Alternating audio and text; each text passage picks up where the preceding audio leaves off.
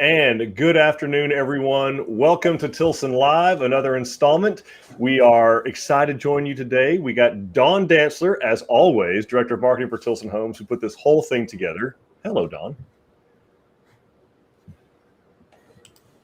And y'all jump in, tell us where you're watching from. We're on Facebook, we're on YouTube, so let us know where you're watching from. We cannot wait to hear from every single one of you. We have two very special guests introduced here in just a minute, Dawn. But Dawn, everything good on your end? Yes, sorry. You started talking in my other ear too, as it was delayed on YouTube. So I'm really here now. Sorry. Nothing better than having Eric in stereo. It's kind of there. You go. It's what some people some people don't. I think Chris might disagree. We're going to get to him here in just a minute, but we've got a great hot topic today. What do we got here? Oh, we got someone building in a rice paddy in Maybank. Yep, that's right. Yeah, jump in, tell us where you're watching from. I can see we're getting folks from Carrollton, Texas. Fantastic. Plano, Saginaw. Very nice. Plano. Spring Branch. Man. Oh, people are tuning in for this one, Dawn. They got you guys are about to be on the hot box. So here we go. All right. I want to start off by, Dawn, thank you for putting this together. I know this was not a normal type of show for us. So thanks all for joining us. We have two very special guests. First time on Tilson Live, which makes them automatically eligible for Tilson Famous t-shirts, does it not? They do. They get Tilson Famous t-shirts. Okay. So just by virtue of appearing here, yes, Chris needs a 2XL, he says. And so just by virtue of being here, they get that. Now, first I want to introduce Mr. Justin Rich. He's our Vice President of Cost Management. Justin, tell the folks where you're from, how long you've been at Tilson, and kind of what you do here, and then we'll get into the other guest. Yeah, so I'm here in Houston. I am over our purchasing, estimating, cost control, and I also manage our fleet. And I've been here about 6 years. So awesome. So so every file that every customer job that is put together, every stick, brick, piece of tile, yard of concrete, if it gets ordered, it goes through your department. It's estimated there. Y'all order it, y'all procure it, y'all make sure the builders have what they need. So folks, when you're wondering why we're asking you to pick your grout color of your backsplash upstairs before we start construction, it's Justin and his team. Justin said so. Justin said so. It must be done. The goal, of course, being that once it goes out to the field, we're not having to bother you as the customer every 3 weeks like, oh, hey, we totally forgot you're going to need brick. Please go pick one out. Because apparently there's lead times right now. Is that a thing, Justin? It is a thing, yeah. And they get longer and longer. All right. And then our very other special guest. Oh, we have someone from New York. Almost on cue. Oh, look at there. Someone watching from Brooklyn. Probably someone Chris owes money to.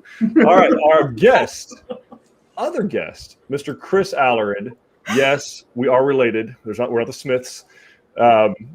Chris is my older brother. Came up in the warranty department with me. But Chris, tell them a little bit about your journey. You're the kind of the redneck from Wall Street, so to speak. So tell us a bit about what you do there for us at Tilson Homes, and take it away, Mr. Alarid. So yes, I am Eric's older brother. Hard to believe when you look at us. Shots fired. Okay, it's going to be a long hour. Senior vice president. So I'm ultimately responsible for Justin's group, cost management side, purchasing, estimating, also our design and drafting, and a lot of the back office stuff with our IT and infrastructure stuff. So I've been back here at Tilson since late 2013. And before that, for 10 years, I did professional services and consulting in New York City and New Jersey and Connecticut. So I've been around. Yeah. So he has come all the way full circle from Montgomery back to Montgomery by way of Manhattan. And anyway, we are glad to have him back. Glad to have him and Justin both running that part of the show for us. So, folks, a lot of the stuff, when you're asking about, man, how long is it taking, or what's going on now in my house, or how come I don't see any construction happening, it's these guys' fault. No, there's all kinds of stuff that has to happen behind the scenes that support your design consultants, your stakehouse superintendents, your building superintendents, all that stuff that's happening. It's because Chris and Justin and their teams have made it happen. So all the drafting, all the design, all of the purchasing, all of the estimating, everything that goes into making the house actually be able to happen for that building superintendent, this is what they're responsible for doing. And oh, by the way, on the side, they have to like track lumber futures, and they have to manage material cost, and they have to find labor cost, and they have to find new labor sometimes. And sometimes we cut POs and that person doesn't do it anymore. And so they got a lot going on. So also, you have questions already coming up, or just people have just been saying hello to us? Just saying hello, letting us know where they're building, Wow. when they closed. Just everybody's super excited. So Polly and her daughter and husband, they're building 2 houses. So her daughter and her husband are building the Canyon, and Polly and her husband are building the Breckenridge in Grapetown near Fredericksburg. So very exciting. And then Very cool. So Clyde he started construction in September and closed in May. So man, that's very awesome. exciting. So, hey, listen, here's what we really want to talk about today for you folks watching. And that is, we know you got a lot of questions. You're getting bombarded by the media. You're getting bombarded probably by your sales consultant, maybe by Chris personally. About Real estate agents. Yeah, real estate agent prices are going up on everything. And we're going to try and just keep it pertaining to stuff that affects us at Tilson Homes and you as a customer in the home building business. And again, this is whether you're building with us or not. This is information you need to know. This is real talk. This is a safe space. This is transparency. This is us telling you what's really going on, what we're facing, how it's affecting what we're doing in our business, and what we're trying to do to have as little impact as possible on our homeowners, our buyers, and then maybe some questions that you guys have that y'all are welcome to ask us. But these are the experts. Chris and Justin, they deal with this stuff every single day, them and their teams. Every deal, when a salesperson, you guys sit down and do all the changes with your sales consultant, and they price that stuff out, and we put it in our system, so to speak. Every single one of them crosses these guys' desk. So they see every deal that gets put together. And oh, look, Michelle in Georgetown. That's great. Yeah, that's awesome. So, first question: have lumber prices gone up? What's going on with lumber? You mean just today?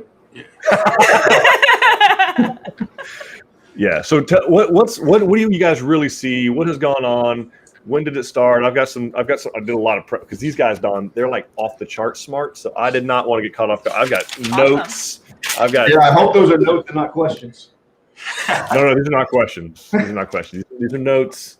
Hope some of it's time filler. I don't think we're going to need it with 117 people so far watching. But so tell us a little bit what's going on. What are y'all seeing broadly speaking with lumber prices? What are you hearing from the market? And go, Justin. Maybe you go first. Tell us what you see. Yeah, so lumber is the big one, right? It's gone up probably 300% since the start of COVID. With OSB peaking at like almost 500% increase since that. Oh, wow. Where do we use OSB or oriented strand board? Where might we find that? So we basically wrap the whole house with it.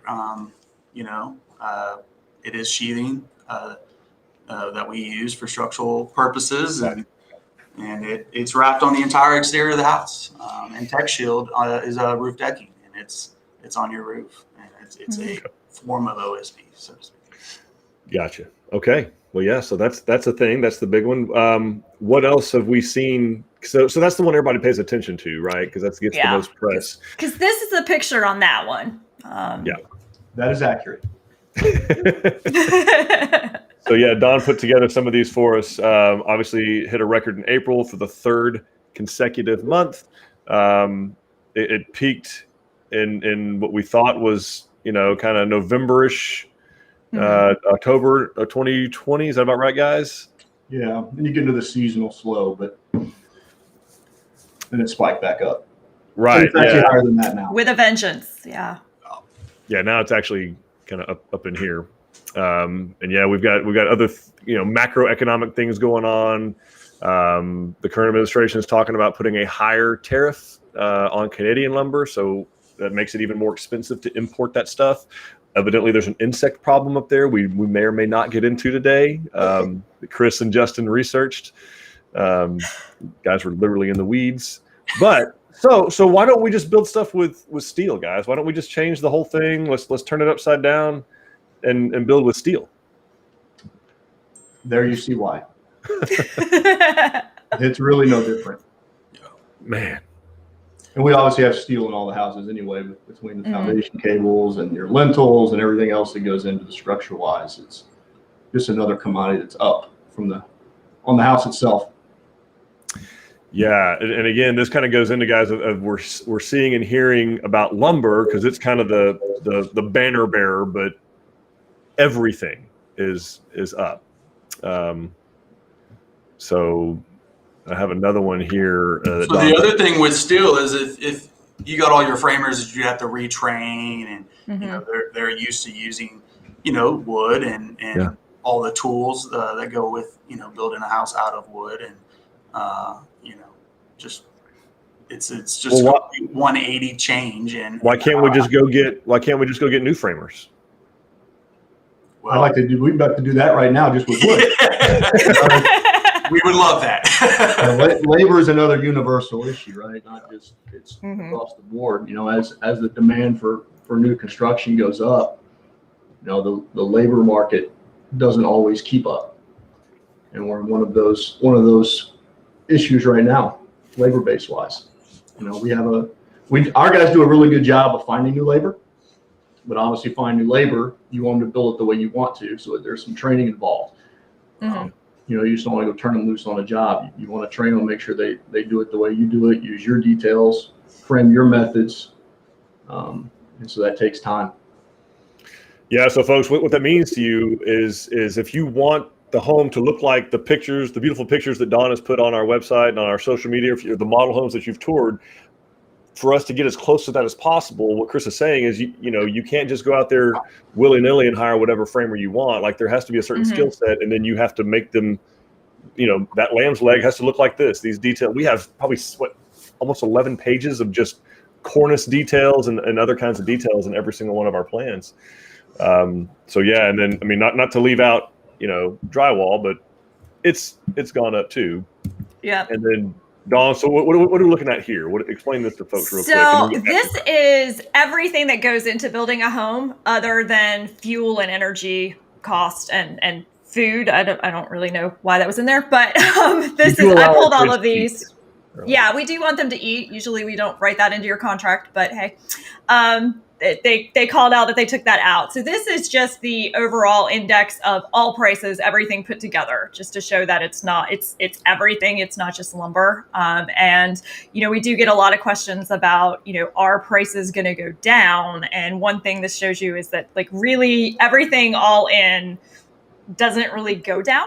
It's only declined twice since December of 2019. So that's just something to consider. And this is just the cost of goods. This isn't all those labor things that we were talking about. This is just the actual physical stuff going into the house. That's right. So we can maybe get to this here in a second, but let's pause for a little bit, because I see some questions kind of piling up, Don. So we want to get these guys some reps in, get these guys some questions, get them good and warmed up for the rest of the day. I think they'll be here. We should be done at 6 o'clock, guys. Does that work for you guys? Here in about 4 hours? Is that? What time zone? Good question, because we do have people watching from different time zones. So Usman is asking, if I am under contract before the recent price increase and I make a change order, will I be paying the increased rates for, say, granite, lighting, etc.? How does that work? Yeah, Usman, you'd be paying whatever the new prices are in the price book. So once the price increase occurs, the old prices go away. The reason being, we'll be cutting that once your house actually goes to construction, we'll need to be cutting that PO to that, or that work order, a purchase order, to that contractor for their current prices. So the base price of your home will not change, so long as you get all the owner responsibilities done. But any changes that are done after your contract date, those are done at whatever the current price is and the e-price book that these guys maintain. Okay. Well, it's really anything that they've locked in on that initial contract, right? So that's right. All right. Tony from Delaware, he's signed and waiting on final design, building in Bear Springs Ranch, and wondering how the wood pricing will affect the overall cost of the house build. For us, a lot. For you, assuming I don't know when it was signed. I don't know if it was underneath the price protection or what. But generally, we don't increase your price, so it will not affect you. But we'll be obviously taking on higher cost on that lumber because we have to cut to today's price. So, and our price changes every month with our supplier. Okay. All right. Jackie is just letting us know that she's going to have a lot of questions, so you'll see her name a lot. Sherry would like to know if we've ever thought about investing in our own lumber mill. You can take that one. We did, Sherry. That's a great question. We had a lumber company for many, many years. Our grandfather, mine and Chris's granddad, Jack Tilson Alarid, we had the Tilson Built Lumber Company off Tamina Road in Montgomery County, Texas, just behind what is now Oak Ridge North, that kind of area, across from the Woodlands Mall. It was not there at the time. We had a railroad spur. We had diesel tanks. We had a warehouse with enough inventory at the time to complete 100 houses. The houses were very small. They were little houses. Not tiny homes per se, but not what we're building today either. And the reality is that is a very difficult, unless you're buying in massive scale, you're just going to get bullied out of that market. I mean, we don't have the economies of scale of McCoy's Building Supply, of the Home Depot, of Lowe's, of BMC West, of Weyerhaeuser. I mean, you're talking about global, for sure, national, and in a lot of cases global companies that on such a low margin product that you can't compete. Not to mention, primarily we're in the home building business. Turns out when you own a lumber company, you are in the lumber business, you're in the trucking business, you're in the railroad business, and our trucks kept getting shut down every time we pull out onto a public right of way because we didn't really do a good job of keeping them, let's just say, environmentally friendly. And this was back before anyone really cared a lot about the environment. This is the 70s and the 80s. So yes, we've been there and done that. We actually still have a backhoe and 2 of the tractors that were originally at the lumber mill. They still have the sticker on the side, Tilson Built Lumber Company. And they work 9 out of 12 months a year. As long as they have a battery that people don't leave the accessory switch on, Chris, they work. So anyway, hard to compete unless you're doing hundreds of millions of dollars in material. So great question though, Sherry. All right. Is she offering one? Sherry, do you have one for sale? BJ is asking, do we have our own framers or our crew subs only? How do they work? How does it work, Justin? Yeah, so they're contractors. They sign independent contractor agreements. They're contractors. We do have framers who have grown up framing Tilson houses, whose dads have grown up framing Tilson houses. So many of them have only worked for us, and much like the Tilson family, they're kind of family as well. But they are independent contractors. Okay. Great question, BJ. Carl is asking about 2x4s made out of PVC now. Is there a PVC replacement that could be used instead of lumber? He says I have not personally looked at it. The thing with PVC, when we're talking about other things that are going up and other issues in other markets, if you look at resin right now, there's a lot of articles out there you can look at with what's going on in that market, petroleum-based products. A lot of those resin suppliers that had to shut down and then have, with the freeze, a lot of them are actually still operating under force majeure, which is another big issue with supply chain. So they can't actually supply their contracts. Hoping that eventually that will end. But there's no timetable on when. A lot of those plants still aren't operational. So, but yeah, I'm into looking at anything. Got plenty of time, right? We'll look at anything. So for you, Chris throwing his French that he learned up in New York out there with his force majeure stuff. It's contracts, but what the essence is, yeah, they're operating under act of God. Like we're using this as we have to. The other thing about this, and goes back to what Justin said a while ago, I think, and that is, what are the trades accustomed to working with? You know, because it's more than just being able to procure that material. We can, like, these guys can go buy anything. It's being able to find that framing contractor, and then that electrician and the plumber and the HVAC contractor that know how to, like, what in the world is this thing? You know, I came here with my usual tools and drill and wiring and boxes that I use for studs and have for 25 years. What is this I'm looking at? I saw another question about insulated concrete forms, and, you know, finding alternatives to framing a house with lumber is just one small part of it. You've got all of these trade contractors that are accustomed to building a certain way, and there's not an abundance of labor right now. That's the problem. Yeah, another thing that comes with that is when you start looking at what your load criteria is, right, from a true construction standpoint. When you're looking at the house construction and laying your joists and rafters and your cathedral ceilings and spans and all that completely changes when you move away from that lumber-based product. Right. Yeah. Makes sense. Lenore is letting us know she's watching from Norfolk, Virginia, signed her contract and waiting for stakeout date to build in Myco. Cool. Thanks for trusting us, Lenore. Thank you. Will is from Rotan, Oklahoma, in the process of moving into our Nueces B in Delta County. Just closed on the 28th of May. Congratulations. That's awesome. Cynthia is saying she had a 4% increase in price after signing her contract. CPS didn't have electric in for 8 months instead of the 6 months it's in the contract. All the other utilities are set. Will I see any more price increases? Great question, Cynthia. And yeah, I'm sorry to hear that about the electric provider. That's 8 months is a long time. That's a long time. But it's not unheard of, unfortunately, right now. You know, we've got Pedernales Electric Co-op. So what she's talking about, folks, for those of you who aren't, this is the utility company. So when your design consultant or your land prep specialist, your stakeout evaluator is out there telling you, you need to contact your utility company, you need to contact, this is why. Because many of those utility companies are so far backed up, 4 weeks, 8 weeks, and in her case, for whatever reason, 8 months to actually get the construction done. And not about construction, like putting in poles, clearing a right of way to get power to where Ms. Henderson wanted to build. And, you know, Texas is deregulated. Okay, there is a Public Utilities Commission, but there's nobody telling utility companies how fast they have to get this stuff done. And some are faster than others.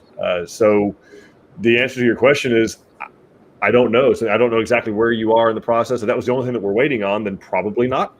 If we were just waiting on getting power extended so that we could get a T-pole set, so we get power hooked up so that we could start construction, then probably not. But if it's, you know, the land's just now getting cleared and we're still going to have to do a soil test and still have to do a foundation design, you know, I just don't know without knowing more, but not likely if this is all that we were waiting on. So Cynthia, I'm jotting down your information right now. We will look this up and have your consultant reach out to you after this to let you know exactly what's going on. And Aaron is asking if we are building in Lago Vista. And yes, I saw a conversation on this with our new home specialist yesterday. So we do build in the city. If you're in the city limits of Lago Vista, we are building there. We are seeing delays similar to what Cynthia was talking about with that city right now. So we will build there. It is going to take a long time though. It's taking a while for them. If you're going to be in a place like Lago Vista, you are probably going to be looking at a price increase right now at some point, because it's just, they do not move. They're just slow. Everything is slow. And this is kind of what we're seeing, broadly speaking. I know I said in the little teaser that we're going to talk a little bit about what caused this. Saying that what we're looking at now was caused by COVID is kind of like saying, and I saw this on a YouTube video, kind of like saying that an iceberg caused the Titanic to sink. Okay, that's not. It was part of it, but this started in the Great Recession. This started 10, 15 years ago, when a bunch of builders and developers got burned having a bunch of inventory. And a bunch of banks, lenders that lend to those developers and builders got burned by having inventory out there exposed when the subprime market tanked, which we don't have that right now. There's no subprime market. So no one wanted to build excess inventory. And then there was kind of this incubation period going on, okay, where in 07, 09, there was this group called the Millennials, but they were in like junior high, high school, and college. All right. Well, now fast forward 12, 14 years. Now, how old are they? Okay. These guys are now 25 to 38 years old, prime home buying age. Mm-hmm. And by the way, they currently make up 37% of all home buyers in the nation. They overtook baby boomers as the largest segment in 2020. Timing is not good. Timing is not good. So you have very little to no inventory because builders are scared to have inventory because they got burned. You got millennials coming into the housing market in droves. I mean, they're ready to buy. They have the money. They're of age. They're settling down with families. They're ready to have a home. You've got record low interest rates. So now's a great time to buy. Like, truly, when will there ever be lower rates? Statistically, it's going to be hard to say because they're as close to zero as I've ever seen them. Yeah. And then to compound all that, you've got these onerous regulations from cities like Lago Vista, like City of Austin, like City of Houston, like City of Schertz, like City of Pearland, that make it really difficult to build near or in these cities. They make it very, very difficult, particularly scattered site infill lots. Most of their owners, but they're wanting things like mitigation studies, flood studies, conveyance studies. They want, just ridiculous tree requirements that you have to meet, impervious studies, impact studies, golden cheeked wobbler birds we have to deal with. We have toads, we have lizards, we have all this weird stuff that these cities put on you, the customer. And until they loosen that stuff up, it's going to make it extremely difficult and long to get that stuff done. And they're not in a hurry. The city's going to be there. That's the thing about municipal governments is they don't have to please you. They're a monopoly. So if you get mad, doesn't matter. Vote them out. You can do that. But you can't vote off the building official. So anyway, basically, if you have land in a city, you don't own your land. The city has ultimate say on what you can do and how long it'll take. We have one in the city of Pearland right now. Unfortunately, it's been 5 months waiting on a septic permit. 5 months because it's in the city. If it were 2 blocks east of where it is, we'd be under construction in Brazoria County.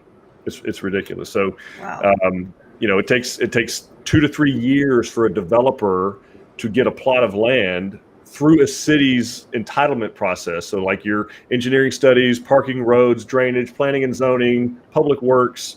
And so fire marshal, parking. And by the time you get through all that, the demand's already there. So these developers that's why you're seeing all this. They ran out of lots because it takes 2 to 3 years to build a new subdivision because of how onerous these regulations are. So anyway, end of that soapbox thing. What other questions do we have, Dawn? So moral of the story, buy in unincorporated areas? If you can, I'd highly recommend it. Got it. R.S. Fernandez would like us to make it stop raining. He's waiting on the Magnolia Foundation to report. So different department. All right. We will find out who that department is and get them to work on that. We're with on next week. Don is asking, I know you have insurance, but do I need to have insurance in case anyone gets injured? Great question. Don, that is a great question. It is always a good idea to give your insurance agent a holler. Say, hey, obviously you have your main policy. Maybe you have an umbrella policy. I'm building this home on my land in whatever, Texas. My builder is carrying general liability insurance, workman's comp for their employees, and builder's risk insurance. But it is a very good idea to have that liability insurance, that umbrella extended out to there because, we can put up a sign, we can lock the gate, you can lock the gate. We cannot stop somebody from climbing over the fence and wandering on there and trespassing. And if they get hurt, who knows? Obviously, our employees and our independent contractors are all covered under our insurance.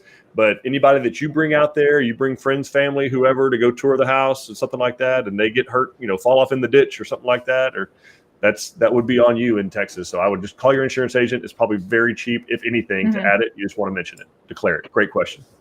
Excellent. Henry is asking what our thoughts are on T-studs. So first off, what's a T-stud? So a T-stud is just a piece of engineered lumber. But overall, Henry, if it's made out of lumber, it's going to cost a lot of money right now. And go back, I'll defer to Justin on labor. Yeah, it's the same. It's just the same thing over and over.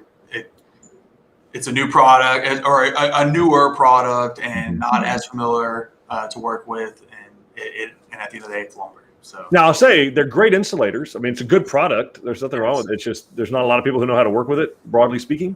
And so trying to teach a new trade how to work with that, while they're super busy right now is just kind of a recipe for not success. Okay. Ariaga is asking if we would recommend waiting until next year to begin building. Oh, the crystal ball question. Yeah. Crystal ball. Look, prices are not going to go down. Mhm. They don't. They're not. Nothing we're seeing. We have scoured, all four of us that are on this, and people a whole lot smarter than us. Well, not smarter than Don, but smarter than the other three of us have scoured these markets. Every economist in the NAHB, National Association of Home Builders Can Afford, Mhm. have looked. There's nothing that indicates prices are going to go down, at least not in the next 12 to 24 months, if ever. And interest rates can't go much lower than where they are right now, 2.9, 3.125, 3.2. So, if interest rates go up at all, interest rates go up 1%, it'll make you laugh at what $10,000 on the price of a home is. It's nothing compared to interest rate going up 1%. Mm-hmm. So with interest rates being where they are, Ariaga, I would not wait. Yeah. You got land value going up too, right? Right. Say again, Justin? Land value, cost of land. It's a great point. That's a great point. Yep. I'd also say you probably only have like 3 months left in this year that even if you sign this year, you're still building next year. Just the reality that's if you want to build next year, you got to buy now. It's true. Michael is saying he's building the San Jacinto in Medina County and had the same problem with CPS. We ended up having to go with a private company to set our pole and meter loop in order to get moving. Wow, I didn't know that was an option. Chris, what are y'all seeing in Medina County as far as busyness on the Tilson spectrum? It is our #1 county right now. Wow, really? All right. That explains it. For those of you folks that don't know where Medina County is, it's the county just west of San Antonio, just west of Bexar County. And yeah, I mean, we're talking higher than Montgomery County, higher than Harris County, higher than Brazoria County, which is a big county, higher than Navarro County, which is a very busy. So Medina is they're the busiest. So wow, awesome. And so that's what you're seeing, Mike. That's interesting. I did not know that they were letting private companies do that. That's interesting to know that. Yes, we need to follow up with him and find out who he used so we can help everybody else. Yes. Lisa is asking if released construction has been since February, how will the lumber and framer shortage affect the homes waiting to be completed? Are we projecting delays and it didn't pull in the rest of what she said.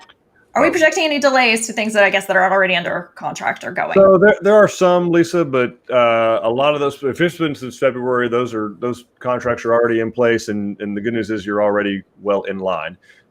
So that's going to go on the way it has been, but really it's for ones that are being released kind of right now, right, guys? Mm-hmm. So kind of what are y'all doing? What kind of communication do y'all have with our construction team, with Justin? They all know Justin Ordino, by the way. They've seen him on the deal. Yes. What's y'all's communication level with him, and how does that work? Don, if you want to zoom in on those guys. Go ahead, Rich. You talk to him every day. Yeah, we talk to him a little bit, No, we basically are on a daily call now, every morning, to where we're working with production and releasing construction starts, and he's working on his side on getting trades squared away, and we're releasing more houses now than we ever have, just like we are selling more houses now than we ever have, and I think we have more houses under construction today than. I don't know the historicals. Eric, you probably know better than us. Well, the country as a whole, right? I mean, there are more houses under construction now because there's such a shortage, and has been since the prices of homes actually topped the old recession. So the pre-recession high of 2006, we topped that in 2017. Like, prices have been higher than that for almost 5 years now. Yeah. So builders have been seeing this coming. It's just, it takes such a long time to get developments on the ground and to get people moving on things that like you said, there's now more houses under construction than there have ever been, but they're under construction, and now there's no supply, there's no materials, or very little. Yep. And no labor. Yeah, I will say though that from a shortage standpoint, you don't want to confuse lumber price increases with lumber shortage, because there's lumber. Mm-hmm. Right. Okay. Fair point. Yeah. The delays in material are more related to the manufactured products that have to be created. brick, for example, there can be delays there. So we pre-allocate a lot of that with our brick supplier so that it's available. We do the same thing with appliances so that we're not having to wait for them and things like that. And then labor-wise, that's one of the reasons why we framers are not handled centrally, because we want the regional builders to be able to have a rapport and be able to have their trades in the field with them. And so they keep they get as many framers as they need and as many crews as they need locally, so they don't run into that issue. Okay, makes sense. Ratana is asking, after signing the contract, if all material prices go up, are we still paying more? All right, Ratana, that has to do with, we can go to we have a slide. I'm glad you asked, Ratana. We do. We have a slide. We love a good segue. So here's a little bit about this is from the National Association of Home Builders, right, Don? Mm-hmm. Yes. So they kind of did a poll of what are builders doing right now to try to combat this? How are they, how are they treating customers? What are they doing? Some are including price escalation clauses, about half of them. Some are trying to pre-order lumber. Some are obtaining lumber guarantees. And I can assure you, this is out the window now. This graph, I think, is from April. It's April, so yeah. There are no lumber guarantees anymore. That May went away. get away with that. May kill that. That went away in May. Delaying building. We see a lot of people do it. So 1 in 5 builders are just said, King's X, we're not doing anything. Mm-hmm. We're doing nothing. We're building nothing. So that's an interesting business decision. So some are laying the foundation. So that's going to Lisa's question, laying the foundation, then pausing before starting. What are we doing, Dawn? What does Tilson do to handle this? So what we're doing, I mean, obviously Justin and Chris can speak to what we're doing from a purchasing standpoint, but for the customer experience, what we're doing is trying to give additional predictability and some transparency in what's going to happen with your pricing guidance. So we did launch the price protection pledge to put some clarity around this. Everybody signing an agreement now gets this document and signs it. But basically what this is saying is that when you sign an agreement with us, we're going to hold your price for 180 days while we get your home design and your property ready for construction. So we talk a lot about, like, as long as you're doing your owner's responsibilities. So just for clarity there, your owner responsibilities include pretty much anything that's related to the location or the condition of the property that's required for us to begin construction. As well as the approval of final plans and material selections. So in that, getting the property and the property ready for construction, that's going to cover everything from the permitting to the electrical connections that we were talking about before. All of those are falling on the owners. Once the owner's responsibilities are met, your price locks for the duration. We're not going to change your price during construction once we get everything met and released. Now, what happens if we don't do it within the 180 days? So if we aren't there and everything's not ready and the owner's responsibilities haven't been met and we have increased prices, which right now we can guarantee you is going to happen, your price is going to increase, and we're going to increase it 5.25% would be the maximum that your price would go up at that point. And what that does is it basically buys you another 60 days to get everything kind of finished up. If at the end of that additional 60 days, everything's still not done and we're not ready, it's going to go up another 3.5%. And that gets you an additional 60 days. And at that point, we're going to have to cancel the contract if everything's not ready. And we'll still love you and help you through and get everything ready. But at that point, we really just, for the good of you and and for our company as well, we have to kind of cancel that contract and start over with whatever the prices are at that moment. Yeah, and Chris, thank you, Donna, for doing that. Why can't we just hold a price indefinitely? Will our supplier, how does that work? Why is that? So we have agreements with our suppliers, and the terms of those agreements and how long they're good for kind of depend on the supplier agreement. There was a question earlier as an example. It was kind of related to the question around getting it started and then having the foundation and then the frame. So that's an example where, once construction starts, they're barring some kind of requested change in the field for a change order, you're not going to see any increase in price at that point, right? But we may. So an example, let's say that we released a construction, and the terms of our lumber agreement, for example, is 90 days from the time we release and cut POs. So if we're, because of rain, which there may have been a little bit of recently, we release that house and can't get the slab done. If it takes that 90 days to get that lot dried out and get it ready, we're going to take a cost increase on that lumber, but you're not.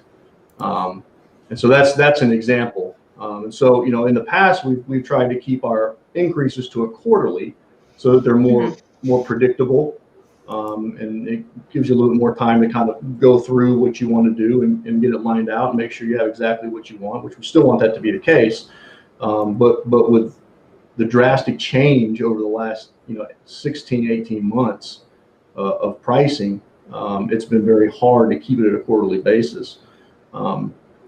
Since we're not giving price increases until that, as you saw in that 180 days, any increase that happened in that period, we are going to take on without a doubt on our side. We're absorbing that. Yeah. Yeah. So, Absolutely. All right. Tom is asking, how difficult is it to build in Grayson County? It's not a problem, Tom. Grayson County is pretty easy stuff. Yeah, I mean, even some of their cities, like Van Alstyne, some of the cities up there are really not difficult at all to build in. Okay. But there are plenty in North Texas that are difficult to build in, so avoid those. Stick with Grayson. they're pretty obvious. Yes. Cynthia, who was asking us earlier if she would see any more price increases, she's saying everything was ready by December, electrical in March, and now the project manager is starting the foundation this week. So you're good, Cynthia. You're locked. Yeah. Terry is asking what happens if prices go down. Justin, would you like to decide? Tell us what's really good. I mean, what's really going to happen? Is it ever going to go down? We're going to celebrate first. Have a great party. Yeah. So no, well, like we like to stay competitive in the market, and so we set market prices and we pay market rates on all of our materials and our labor, and set margins appropriately, and whatever the market deems is where we'll be priced at. Yeah. And Chris, in your career, how many times have you seen prices go down? No, maybe one component might. Mm-hmm. But there's, it's a lot of pricing is not just supply chain; it's also market driven. Specifically on the labor side, labor is no different than any other thing you go buy off the shelf when it comes to how they price themselves. Right? If they're in a hot market, they're going to be more expensive because they're a hotter commodity. And so, if lumber eventually, yes, it will come down. It has to. But it's just one component. It's just the one that gets the most PR right now. Yeah. Mm-hmm. But it's really just one of 1,000 components that are under the same constraint. All the articles that we've looked at, and I know Eric, you had sent a couple out a couple weeks ago. Most people think it won't be for another 2 years before you even see that. Just supply chain wise, it takes a long time to get things ramped back up. It's the same thing from the auto industry. The same issue. You drive by a car lot right now, and there's nothing wrong. It's the same thing. Supply chain. So, is there a used car bubble? Do you think, Chris? The used car bubble? I don't know if there is. I might have to go sell my truck. Also, Terry, another thing to think about that. Don't forget, when you're reading all this press, seeing all the media, seeing it on Google or CNBC or Yahoo or wherever, you're seeing data for resale existing homes mixed in with new construction. But they're two very, very different things. To Chris's point, resale existing homes, those are much more market or demand driven than new construction. New construction homes cost what they cost. Right. Whatever the lumber costs, whatever the labor costs, plus whatever the material costs, plus whatever it costs to stay in business, that's the cost of the house. So they don't follow necessarily the same trajectories all the time. But if we want to go ahead and go to the full-on doom and gloom, prices crash, because think about what it would really take for prices in real estate to go down. Let's all close our eyes for a minute and go back to the last time that happened in America. It's not good, okay? It's not. We all individually want our home prices to be low because we want to pay low taxes and have a low house payment. But broadly speaking, economically speaking, you do not want the value of real estate to drop. That's what happened in 08. And that was not good for the country. So, but let's go there and let's say that it does. Would you rather be in your old COVID-infested existing home that you were wanting to get out of anyway, be stuck in that one whose value dropped, or would you be stuck in your dream home out on your 6 acres of beautiful part of Texas? I mean, obviously I'm biased, but I think I want to be stuck in the latter one if prices drop, which they won't. So yeah, I think realistically what we're looking at is it'll stabilize. So it'll probably stay. We're hoping we hit a point where we just stay there. We don't. That would be the most ideal and optimal situation right now. Yeah, we don't really predict anything's going down. Yeah. By the way, Ariaga answered she would rather be stuck in her dream home, for the record. All right. That's one. We got one. Christina is asking, how long does the soil test take? Ooh, Christina, that could depend on how accessible the property is. Right now, we are seeing obviously major delays because of the weather. So it's taking longer to get those large. They're well drilling trucks, basically. They're large pieces of equipment. So that's why that all-weather access is critically important. It is the owner's responsibility to provide that all-weather access unless you've contracted Tilson to do that. So it could take anywhere from 3, it could take up to 6 or 7 weeks, depending on where it is and how accessible the piece of property is. The actual test itself only takes a couple of minutes or an hour or so, but getting the truck there and getting out there it could take a while right now. All right. Sherry is asking, we're currently preparing our land in Bastrop County prior to contracting with y'all. What list of things do you suggest we do in preparation? Get a culvert installed, get a construction drive in place, contact the utility. I think we've kind of beat that horse to death here. You want to go ahead and get in line with the electrical provider on getting utility work done. Contact a water provider if you're going to have one, and then get the site cleared. If you know approximately where the house is going to be, go ahead and clear that site, stumps and all. That'd be the best thing you could do. But don't bring any dirt in. Don't do dirt work until our engineers have come out. Yep. Just remove the trees and stumps. Yep. Wani is asking, what are your thoughts about termite control before building? We do it. That's my thought. So we don't treat the dirt. There's a couple of reasons why we don't treat the dirt. Some people are allergic to the stuff that goes into the dirt. The other thing is, quite frankly, they've outlawed everything that really works well. So we don't treat the dirt, but we do treat the lumber 24 inches up all around the exterior. Like, so the inside wall of the exterior of the home, we treat that with Boracare. And then every plumbing penetration where it comes up is treated 24 inches up as well. But if you want to treat the soil, you can. Really, the best way to stop termites, if you're really worried about them, is don't clear cut the entire lot, clear where the house is going to be, but give the bugs somewhere else to go. You usually see termites in like big master plan community subdivisions, because the first thing they do is go in and they ace it. And then they bring in little 2-inch trees after the fact that are not tasty to the termites. They want the other stuff. So best thing to do is just not clear everything. And then if you're really worried about it, like if it's something that's just really active where you are, get on a regular maintenance program. Every 3 months, have ABC or one of those come out and do regular maintenance, and they'll usually they'll warrant that. So, okay. So we have another Eric who is seconding the recommendation for liability insurance for the homeowner itself. He's saying it's very inexpensive. So do yourself a favor. Lewis. That might be an Eric Lewis that Chris and I know potentially. Oh, it's an Eric we know. Okay. And then Henry, about the point that land prices are going up. Henry's property in Texas Grand Ranch went up $50,000 in a year. So, congratulations! What a great savings account you have there, yes. Henry. Well done. That is excellent. He's got some great equity happening. Yeah. All right. And Michael is telling us that Chauncey has the information about the private electrical company that they use to get their power in. So I'm sure he's all over it then. We have his phone number. Thank you, Michael. Yes, we know him. So we had a question about what is the time frame from start to finish on building a home? I'm gonna let Dawn take that one. She's answered this a lot. Okay, so for our full process, so going from signing your agreement to moving into your home, we generally say about 12 to 14 months.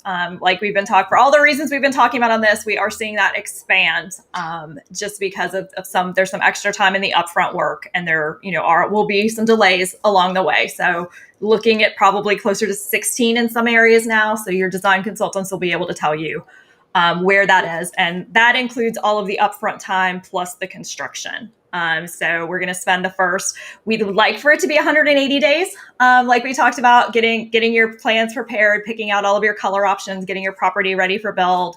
We're going to guide you through all of that process. And then we'll start construction, and construction itself, you're probably looking at 6 to 8 months, somewhere in there. Chris and Justin, what do y'all see as the biggest impact on that front end time? That people like, maybe what are the people doing where it goes? Because we do still have some that come out in less than 100 days. We do. So what do you see as the biggest driver, the differentiator between houses that come out really, really quickly and houses that seem to drag on and take longer to come out? So are we going to just rule out those in the city? Yes. We'll rule out those outside of municipal delays. Yes. Yep. So one of the big things is, if you go to the design centers, you've probably seen them, or if you go online, you've seen them. So we call our custom options. A lot of other places will call them structural options or predefined options. But those options are usually the more popular things that we've seen from our customers over the years, that we've kind of pre-built structural changes to the house that we've already pre-modeled, and which I think we're having another Facebook Live at some point in the future with my other team about that piece. Next week. Ironically, he's been trying to call me through this whole thing. He knows I'm on it, so I don't know why. Oh, maybe he thought it was this week. So these custom options are options that we've done that are pre-modeled, pre-priced. Every stick and brick, all the framing in it, everything is pre-costed, and so we can very quickly create your final plan set on that. And we joke about the ACC and municipality approvals, but if you're using those, it also can expedite that because the plans can be made quicker and be made ready quicker to their specifications for approval. But that's one of the biggest things that can be done. I mean, obviously, trying to really finalize what you really want in the house as quickly as possible, so that we can start working on those final plan sets. Because every time that we have to go back and make those structural changes is more time that you'll have to wait in that process. So all those kind of things really help expedite. And those structural options are really helpful. If you're not really sure what things you may want in it, looking at those may help drive some ideas of what may work for you. The models that we have on the sites, like the Canyon, for example, the newer one, has a lot of those options in it to show them. So you can kind of see what it looks like out of the 2D world of the plan set. And so that's one of the biggest things, is using those when at all possible. And you can still make some changes to that, but it'll get you 90% of the way there. Justin, what kind of thank you, Chris. Thank you for that. Justin, what kind of maybe unintended consequences do you see when people start really making wild customizations or customizations on top of customizations to the plans? What are some of the side effects of that your team sees on the estimating side? So lots of crazy changes, or the wild changes, like you said. It just takes time. We pricing the house from the salesperson having to price the house and use our e-price book, or submit price requests that my team responds to. There's just a waiting period involved in that. We then have to restructurally design it, right? So we want to make sure that your beams are sized correctly, and it's engineered accordingly, and it's safe, and it's sturdy, and it's sound. Mm-hmm. Everything just takes longer, and we do it all the time. We take our custom options and we tweak them and go wild, and it's just it just takes time. We want to make sure it's built correctly and designed properly and priced accordingly. So if you want your home to start to go faster than that 12 to 14 month period Don was talking about, try to avoid making any changes after you do your agreement. That's the goal. I mean, by the time you do your contract with us, you shouldn't really be making any other changes at all to the home. Certainly not when you have your plans in front of you. That should just be a plan approval. It's not a time to come in and sit down and make changes to the plan. That should have been done from when you're doing the original agreement. So that's the biggest differentiator we can really see is people that constantly are making changes to the plans. That's when they drag out. So avoid that and you'll be a happy camper. All right. Makes sense. So Jessica is saying she had her soil test samples being done right now. How long can she expect until construction begins? Well, we got to get those samples back. Obviously, the engineer is going to take a look at those and design the foundation based on the results of that soil analysis. So I think you're building in Harris County. So there's a building permit that has to be, it's been applied for. Most likely, they got a lot of flood certification requirements, but there's not a set time. The short answer to your question is as soon as possible. I mean, it really behooves Tilson to start your home as quickly as possible because, again, we've locked you in on this price that we're not getting paid for till when, Chris? Close.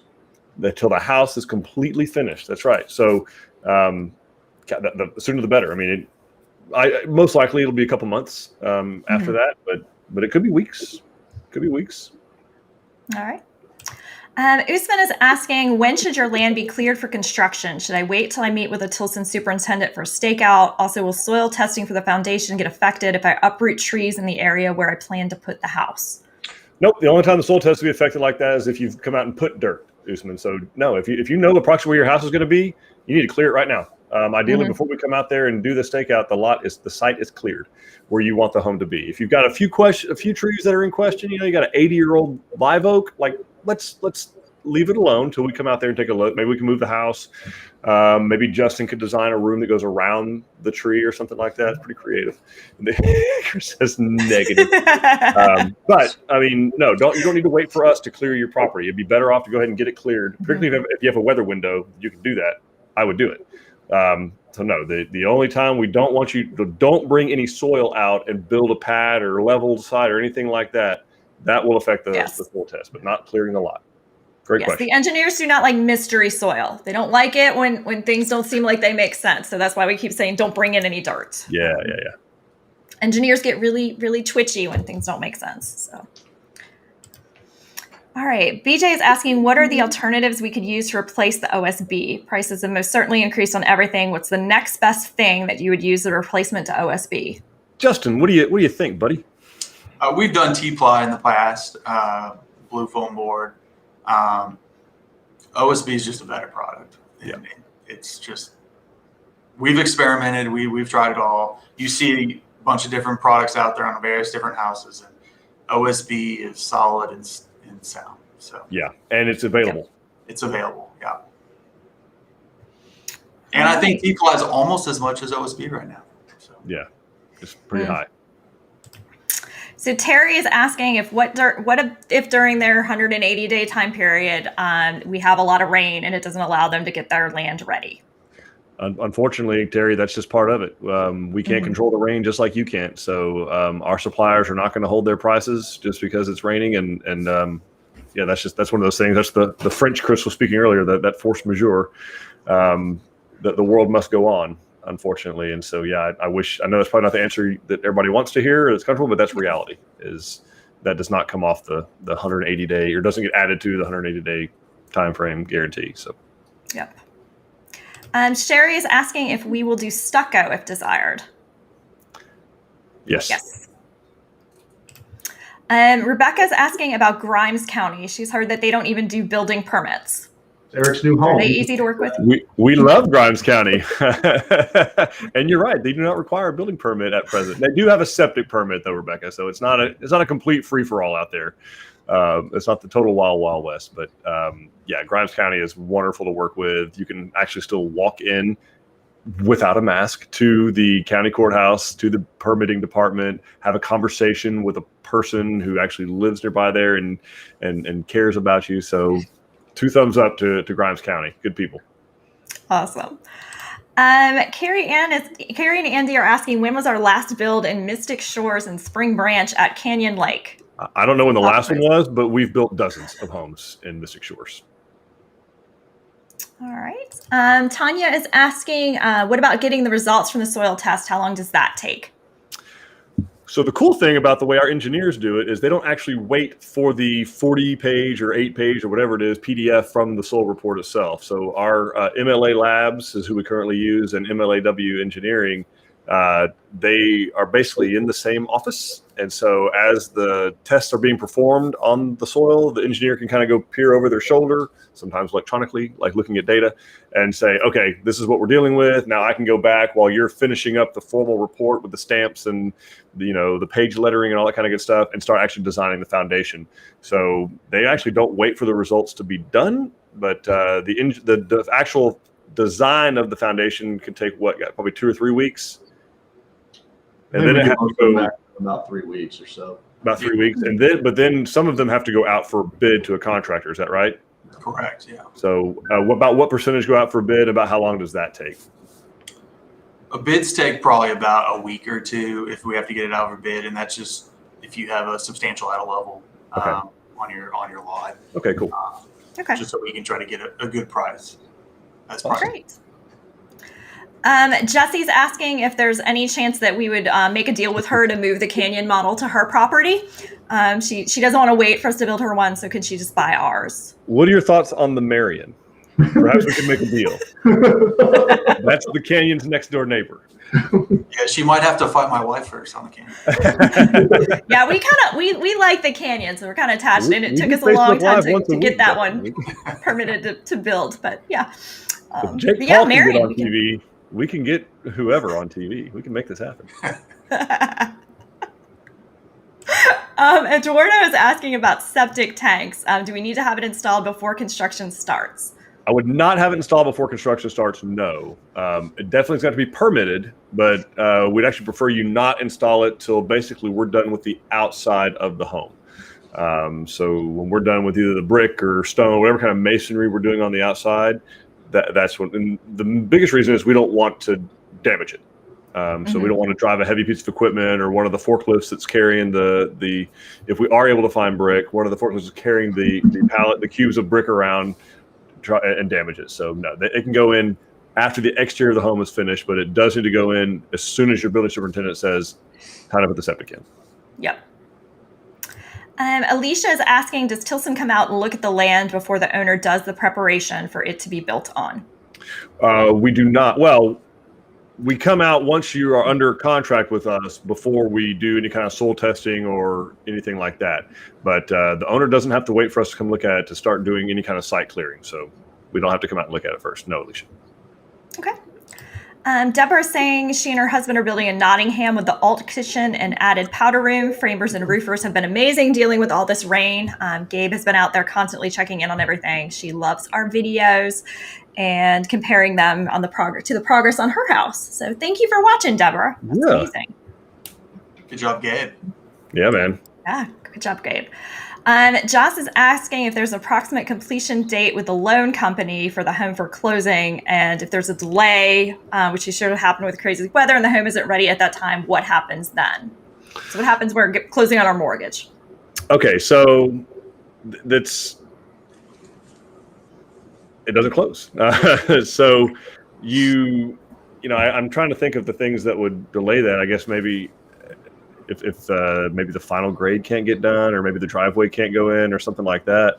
But yeah, I would definitely just reach out, Joss, to the mortgage company. If it's one of our 2 preferred lenders that we're using, we're going to be in constant communication with them already. Our closing department, Laurie and Michelle, they're in Austin. They're communicating on a regular basis with all the mortgage companies we deal with, but the CMG Financial and AMCAP are very proactive about getting that kind of information to us back and forth. So it's one of the advantages of going with one of ours. So, but what happens is the home is just not ready. I mean, you don't have to close on the home until it's ready, but we don't guarantee a completion date, and we don't advise on a lock on your rate ever until we're ready to set an actual closing date. So that's our recommendation. All right. Jen is offering to trade the trees that are on her lot for lumber. Just wants to help us out if that'll help. So thank you, Jen. Chris, you mentioned something about how many lumber, like sawmills, had gone out of business or something like that. Yeah, it was like 40 in the last decade. It closed up. Mhm. Nice if they were open right now. Be real nice. Yes. So Yeah, if there's a someone wants to lot. start a lumber mill and has like several $1 million of capital to start that up, that might be very good. And you might be able to make your money back. Maybe. Yeah. I was running across a lot of articles about OSB facilities that had shut down that they were starting to reopen now. So Yes. hopefully we see a little relief. They're running late. Cynthia's asking if there are delays or back orders on certain fixtures or doors, flooring, etc. Can there be substitutions to avoid delays? Justin, what say you? Yeah, that's a thing. So it's a struggle. We laugh because it's a struggle. We've had miscellaneous tiles and flooring and just one-off things be discontinued. We've had brick be discontinued. And what those plants and manufacturing facilities are doing are having to produce what's the most popular. So if you happen to choose one that is not deemed one of the more popular ones, they're discontinuing it, and you will get a reselect notification from your salesperson because we cannot get it. So it's a thing. Yeah. I mean, unfortunately, those are unforeseen, Cynthia. If it was something that we knew about, we'd notify you already, but unforeseen is exactly that. So. Okay. Faith is asking, once the foundation is laid, how long does it take to frame and get the house up? Depending on where you are, to get a framer out there, it could be another 4 to 6 weeks after the foundation is completed. In some cases, it's not that long, but we're planning for that, or we tell those folks to plan for that, and then then we start framing. Okay, great. Usman is asking, does he need to remove the mulch from his lot when clearing the land? Well, I don't know about clearing land involving mulch. So underbrushing could involve mulch, but that's not necessarily clearing. So in that case, yeah, I mean, you can have some mulch there, Usman, but we can't have, 6 inches of material there that we're going to have to then excavate, because we can't have that organic material below the foundation. It's going to rot and leave a cavity. So that needs to be at least outside of the footprint of the home. It doesn't have to be hauled away, but it needs to be outside of the footprint of the home. But be sure that all the stumps are removed from the footprint of the home. You can't leave any stumps inside the footprint of the home, because same thing, they will over time decay, rot, which is fine because you don't need them, but that will leave a cavity underneath the foundation, and the engineer's not going to have that. So make sure that's all the stumps are gone. Okay. Faith is contributing to our anti-rain dance, so adding to that chant. Tamara is saying, we're planning on building in Kerr County. How is it to build there? We've noticed that the prices of our homes are more expensive there than other counties. Is that because of higher demand to build up there? Why might that be, gentlemen? But first of all, no issues in Kerr County. Easy to build there. Easy folks to work. Most counties, guys, you're going to find it's not a problem. It's inside of cities. Not all the time, but inside of cities is really the issue. Why are the homes more in Kerr County? So I noticed Eric took the easy part of that question. Yeah. I took the part that I know about. So our pricing, which you clearly have noticed on the website, is county-based. And the reason for that is because we know historically that there are different foundation requirements in particular counties.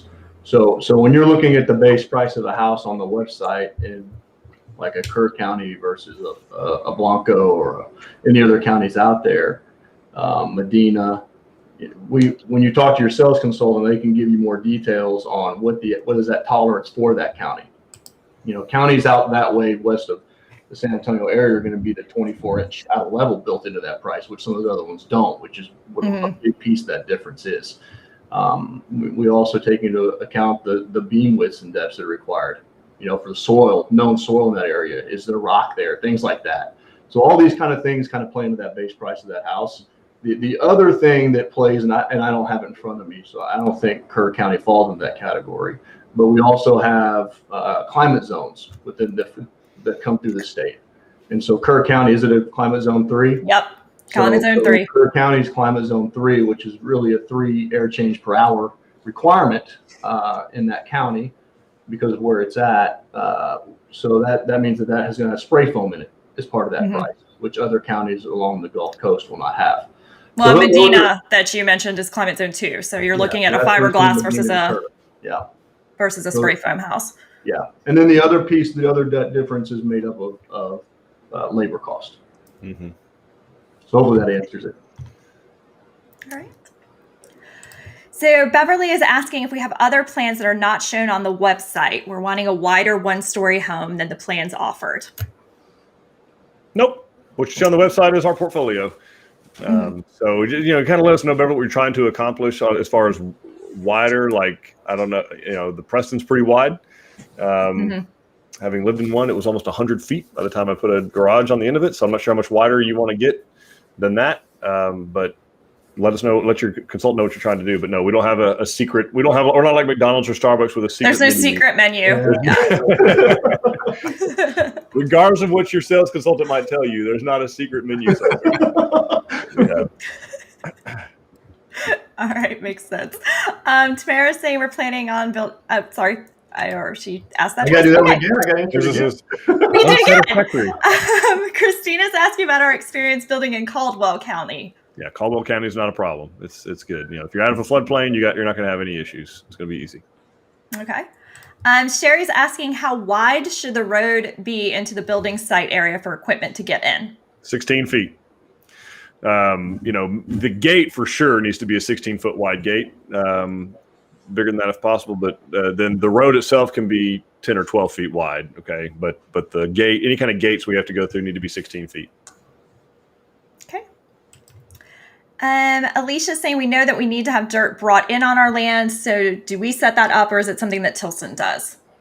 We're gonna handle that. So let us down out there, take a look at the property, shoot the grades, because I don't know if it's a floodplain reason or if it's a out of level reason or a height requirement for a center line of a street kind of reason. But we will know when the site evaluator comes out there, and we'll get with the county on what it needs to be, and we'll get bids to have that done. Okay. So Carl is saying he's asking for an apples to apples. Last year, he was told the Gonzales could be built for around $100 a foot. And from what we're telling him, the prices now, it's gone up to $400 per foot. Does that sound correct?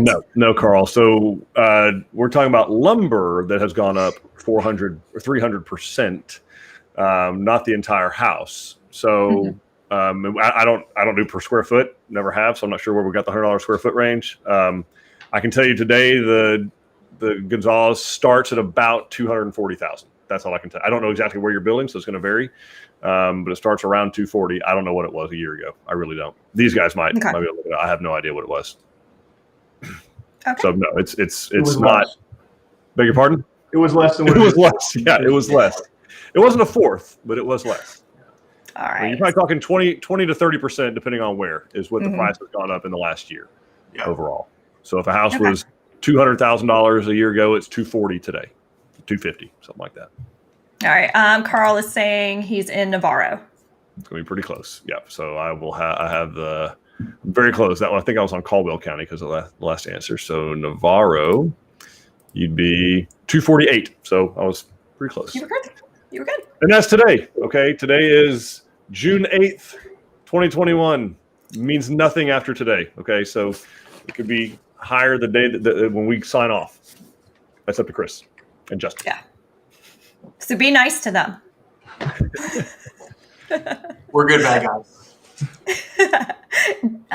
So J-Bo is asking, what's the minimal amount of land that should be cleared prior to stakeout?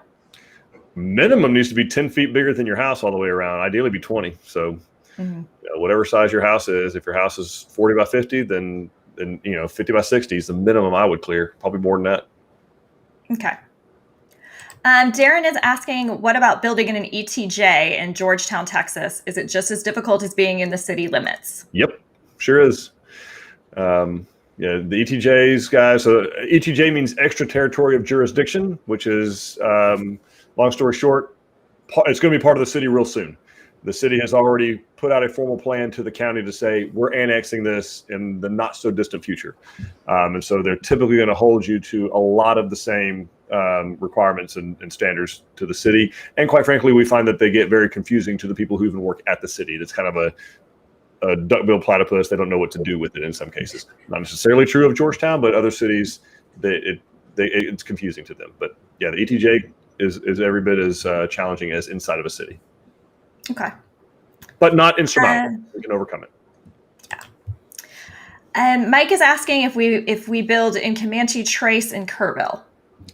Unless they have a restriction that you have to use a certain builder, then yes, we can build in Comanche Trace and Kerrville, Texas. Okay. And Jabez asking, could having water or electric completed prior to stake out limit our options of where to put things like the driveway, septic, gas, etc.? Could. I mean, if it's a water well and you put it, in a certain place, then yeah, it really the only thing it would probably limit would be your septic system. You can't have your septic system or the spray heads for the septic system within a certain amount of feet of your water well or a neighbor's water well. But outside of that, it's not going to do a whole lot of limiting. Driveway could potentially limit it, but I think electric and gas, there's a little bit of correlation there. They certainly can't be in the same trench. And ideally not, yeah. Yeah. but it's not if you're on a public water supply of some sort, Jabo, it's not as big a deal. It's just if you have a water well and a septic system, that starts to get pretty limiting. We'll be careful with that. If we want to understand, the electrical company kind of puts the power wherever they feel like putting the power. Oh, yeah. You will have no choice about that. Yeah, so you know. That's going where it's going, so that doesn't matter. Yeah. Denise is asking, what soil problems have we historically run into in Navarro County, specifically Vista Ridge area? I mean, that's why we use an engineer, right, Justin? That's. Yeah, it's case by case, lot by lot. So we're doing the soil test for that very reason, Denise. It's to ensure kind of against that as best we can, and then we have to warrant against it for 10 years. But we don't have as far as I know, we don't have a running track record of foundation or soil issues in Navarro County. It's not a highly expansive necessarily soil. We find that it is extremely out of level in a lot of places, but really that's just around the lake, around Richland Chambers Reservoir. But that's part of the appeal of lakefront property. That's the deal. Yes, which Carl is now going to hold on to his lakefront property in Navarro County now that we clarified our pricing issues. Fernando is asking, what do we do about the mold on framing lumber, specifically the ones to trades used for electrical, plumbing, etc.? If it's, and this will be between you and your construction superintendent, and they usually have ways to, but in some cases I've just seen we hit it with bleach. It's not uncommon, particularly right now with as much rain as we've had. But it's not an issue. It's not the kind of black spocky botrous mold that you hear about in the insurance world. That's not what's growing on there. And so you can hit it with bleach. We have like a pump spray rig and gallons of bleach, 50-50 water bleach mix, hit it with that and off to the races. It's not a big deal. Those trees lived outside for a long time before they became long. Great point, Justin. Yeah. Great point. They don't just give those degrees away at U of H, do they? Sometimes, but not for this one. All right. That is the last question that I see, which means everybody start typing. If you had a burning question, start typing. That was your chance. And that's a lot. So first of all, thank each and every one of y'all for watching this today. We hope it was helpful. We know that it can seem kind of overwhelming, but the reality is we're still in a great position to build you a beautiful home on your property.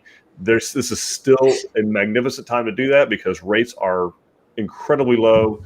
There we go. There the questions start coming in. All we have to do is say no more questions and then start rolling it. And I stall for a little bit and then here they come. Yep. So Colleen is asking, what is the most common septic system you use, conventional, aerobic, or precast concrete? Will the county dictate what type of septic is required?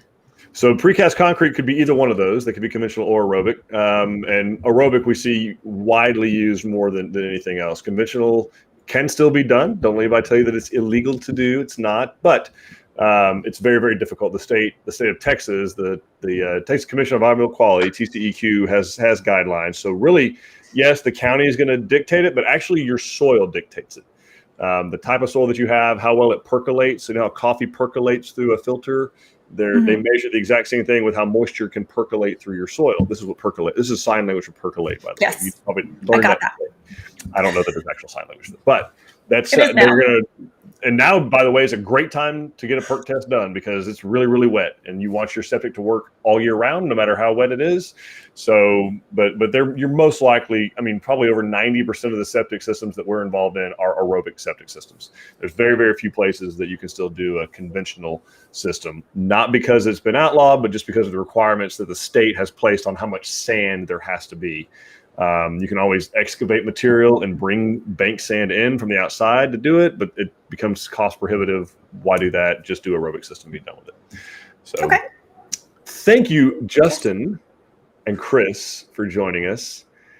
You're very nice to me, Chris. I appreciate that today. You're welcome. Nice. I think we behaved very nicely as brothers. Because I kept you separated. Oh, that was good. Yeah, see. Yes. But happy birthday to our younger brother, though. Our younger brother, it is his birthday today. So happy birthday, Andy. He couldn't, I know, happy birthday, Andy. So anyway, y'all seen, but you've seen the best part. Okay. You've seen the best part of the I have now. The outer. Oh. That's why we had so many people tuning in. They're like, please tell me there's someone better than Eric that can give us But you information. finally brought the good Alarid. That's right. That's right. Anyway, so thank you, Justin, I know y'all are super, super busy. Thanks for carving out time to do this. I know it's very helpful for our prospects and customers. Thank you, Chris, for doing it. I'm sure you'll be invited back. Y'all have been very informative and well behaved. And I've proven that the ladder isn't even necessary. And Dawn, thanks for putting this on. I really do appreciate everybody doing this. Thank you all. And of course, we want you to have all the information you possibly can. We've got our Facebook page. There's a lot of information there. We've got, of course, a website, award-winning website that Dawn Dantzler is responsible for putting together. There's tons of information there. All the custom options that Chris and Justin, those guys were talking about, you can play with those on the website. We got 11 design centers open 7 days a week. So make an appointment there. We got our Instagram page, got a YouTube channel with tons and tons of content for you guys to binge on, answer all these. All these are posted over there after they're here. We've got a blog on the website. All of these go there too, so, along with extra stuff. Carolyn, taking the show on the road. No road shows. I think I might actually be in on that. Yeah, Justin's in on that. Hey, we might be going to Waco. We could do that. We anyway, we're grateful for each and every one of you. Now's a great time to purchase a home. We genuinely are grateful that you're here, and we hope to make you part of the Tilson family real soon. Thanks, guys. Y'all take care. Bye.